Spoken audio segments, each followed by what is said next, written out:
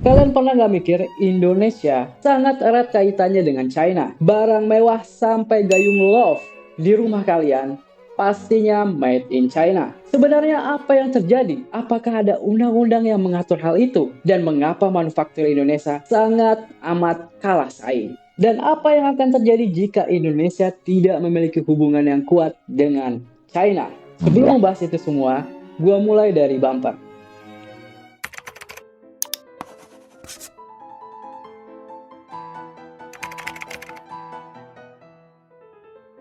Mengapa pengaruh Cina sangat kuat di Indonesia? Kenapa tidak Jepang ataupun Amerika yang manufakturnya sering dikaitkan atau dibicarakan lebih baik daripada China? Di sini gue bisa bilang mungkin antara iya ataupun tidak.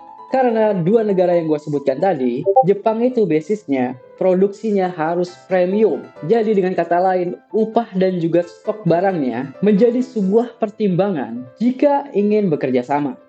Lalu Amerika. Dalam produksi barang, harganya pasti high tech, guys. Yang seperti kita tahu, senjata, bioteknologi, dan juga barang-barang elektronik yang erat kaitannya dengan teknologi. Sedangkan China, basisnya request, guys. Jadi kalau kalian punya modal berapa aja, pasti bakalan jadi. Mungkin inilah yang banyak tidak diketahui oleh kalian, guys.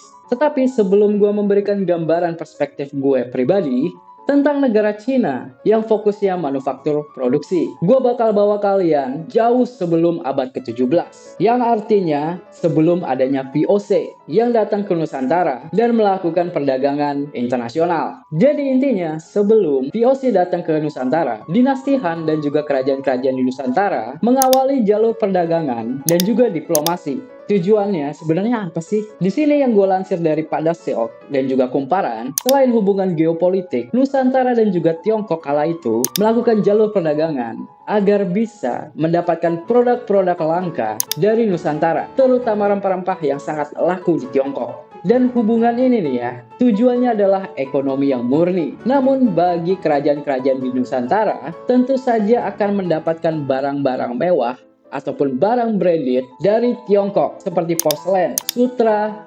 perhiasan yang nantinya bakal digunakan menjadi alat tukar, simbol status sosial, atau untuk memperkaya kerajaan. So guys, sebelum gue membahas lebih jauh, gue mau kenalin earbud satu ini yang sedang gue pakai membuat konten. Namanya Tozo Aerosound 3, yang dimana selain nyaman di kuping, build quality-nya bikin gue kaget sih. Harganya tuh cuma 200 ribuan loh, tapi udah support Bluetooth 5.3. Teknologi mutakhir di era sekarang. Ada banyak warnanya juga nih. Tinggal pilih aja yang cocok sama style kalian. Dan jangan lupa belinya di official store Tozo Indonesia di Shopee ya.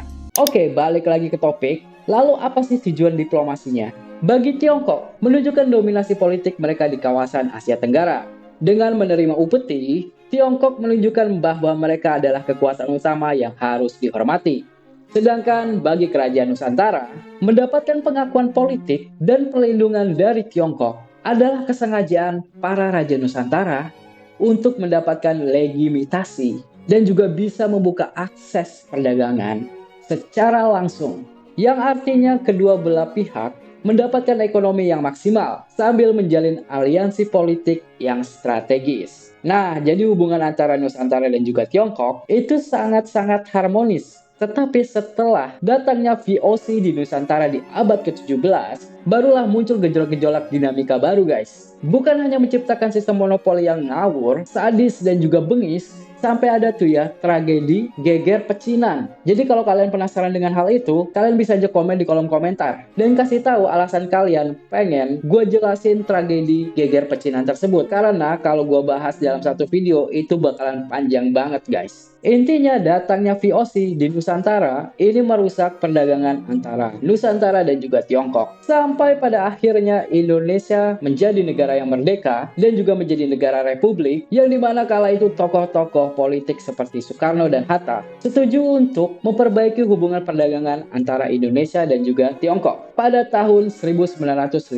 Karena setelah Tiongkok resmi merdeka dan juga menjadi negara republik yang kita tahu Republik Rakyat China, pada kala itu ingin memulihkan ekonominya. Salah satunya menjalin hubungan geopolitik yang sah antara Indonesia dan juga RRC, menjadi hubungan geopolitik yang solid karena didasari oleh solidaritas anti kolonialisme dan juga pengaturan blok non-blok barat. Dan juga di Indonesia sangat-sangat terkenal dengan istilah berdikari, berdiri di kaki sendiri, yang dimana artinya pemerintah Indonesia saat itu menolak keras oleh ketergantungan pada bantuan pinjaman dari negara-negara barat yang sering kali disertai syarat-syarat politik yang taktik. Dan di sini gue mengajak kalian untuk merenung bersama ya guys ya. Kenapa semua produk barang yang beredar di Indonesia bisa menjadi made in China? Ya walaupun itu ada hubungan geopolitik yang kuat ya. Entah itu Nusantara sebelum menjadi Indonesia